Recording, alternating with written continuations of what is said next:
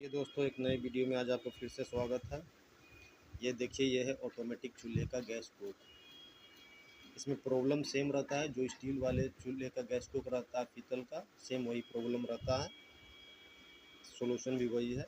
लेकिन इसमें एक जो ऑटोमेटिक लाइटर होता है उसके बारे में मैं जानकारी दे रहा हूँ। अगर ऑटोमेटिक लाइटर बार बार प्रेस करने के बाद नहीं जलता है या 3-4 बार प्रेस करने ऑन करने के बाद लाइटर काम करता है, तो इसके अंदर एक स्प्रिंग और एक पत्थर लगा होता है जिसमें कार्बन आ जाता है। कार्बन आ जाने के कारण ये काम नहीं करता है। ये कार्बन पूरा करके साफ़ कर दे, लाइटर काम करने लगेगा। दूसरा प्रॉब्लम इसमें यह है कि ये तार शॉर्ट कर जाता है या तार टूट जाता है, तो उस स्थिति में ये तार चेंज कर दें, लाइटर काम करने लगेगा। जानकारी अच्छी लगी हो तो वीडियो को लाइक एंड शेयर ज़रूर करें। ये देखिए, बेस्ट क्वालिटी का है, बहुत ही बढ़िया।